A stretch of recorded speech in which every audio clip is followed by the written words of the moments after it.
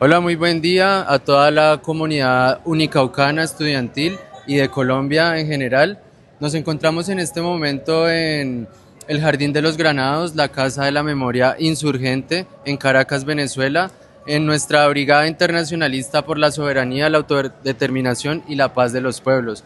Nos encontramos con Cristian, un compañero que ha estado aquí recibiéndonos, trabajando con nosotros y dándonos ese abrazo fraterno.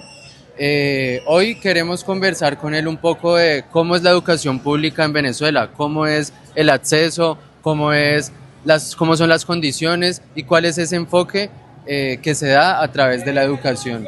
Eh, la primera pregunta con la que quisiéramos iniciar para que Cristian, nuestro compañero, nos comparta es aproximadamente cuántas universidades públicas hay en Venezuela y cómo es el acceso a estas instituciones. Ahí es donde viene lo interesante y es una respuesta incluso difícil de dar. Yo me imagino que el Ministerio del Poder Popular para la Educación Universitaria tiene datos más concisos, pero aquí, hablando desde mi experiencia como estudiante, en Venezuela tenemos 21 tipos, aproximadamente entre 21 y 24 tipos de universidades experimentales. ¿Qué es lo que pasó?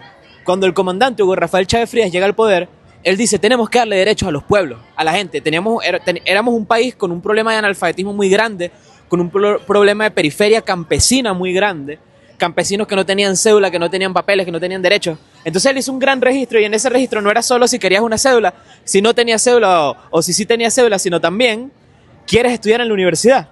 Más de 500.000 personas dijeron que sí inmediatamente y él dijo, tenemos que cambiar el sistema universitario. Entonces esos 24 modelos de universidad experimental están hechos para que tú puedas generar un núcleo y una sede en prácticamente cualquier espacio de Venezuela.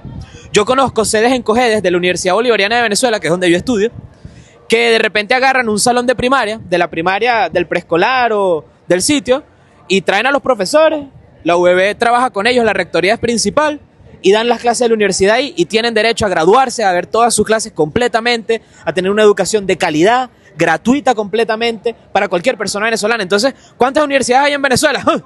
Pare de contar, son demasiadas. Pero son 24 tipos de universidades experimentales, cada una con distintos focos de estudio decoloniales por una nueva educación que estamos luchando por ese derecho. Por ejemplo, de la UVB nada más en el PIU pasado, es decir, hace unos 3 meses, se inscribieron 8.000 personas saliendo del liceo de Venezuela, alrededor de 8.600 y pico. Entonces son muchas los estudiantes venezolanos que tienen el chance de estar en la universidad, muchísimo.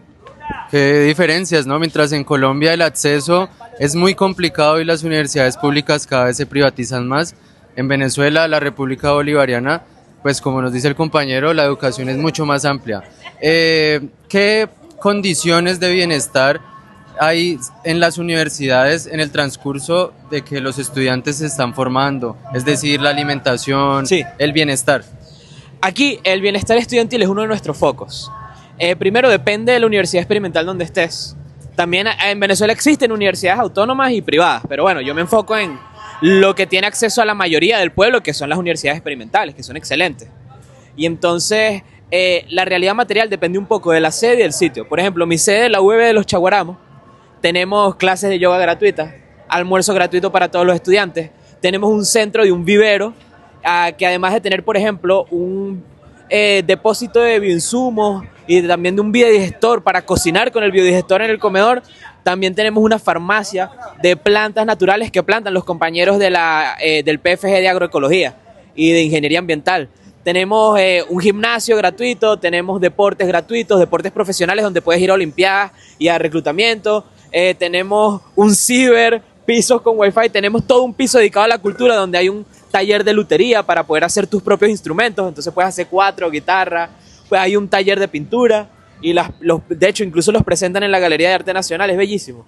Entonces cada sede transforma su espacio dependiendo de las necesidades y de lo que proponga el estudiante y la rectoría y los profesores se unen en ese esfuerzo. Miren ustedes, mientras en Colombia nos tenemos que matar por poder siquiera hacer una olla comunitaria y acceder a un refrigerio o a un almuerzo, aquí esto es gratis. Otra preguntita para terminar. En Colombia nos enseñan que el estudio es para salir a trabajar, ser empleados y producir. ¿Qué enfoque educativo hay al interior de las universidades en Venezuela? A mí siempre me gusta citar al documento rector de la UVB, incluso en su fundación, donde dice: hacemos profesionales para comprender que el Estado-Nación como está concebido es erróneo para el pueblo. Hacemos profesionales para transformar el Estado-Nación dentro del marco de la Revolución Bolivariana. En Venezuela generamos una nueva clase de fuerza intelectual, académica, popular. Por ejemplo, mi universidad no presentamos tesis, presentamos proyectos. Es similar a una tesis, está el marco teórico, pero a juro tienes que estar en una comunidad. Tú no puedes graduarte de la Universidad Bolivariana de Venezuela si tú no estás apoyando directamente una comunidad geoterritorial, un municipio, una calle, una comunidad, porque todos los PFG tienen que ayudar a alguien, a algo, a un grupo de personas. Ese es el tipo de educación que damos en Venezuela, decolonial, por lo popular, por lo social, hacia una nueva humanidad, pues. Estamos luchando por eso todos los días.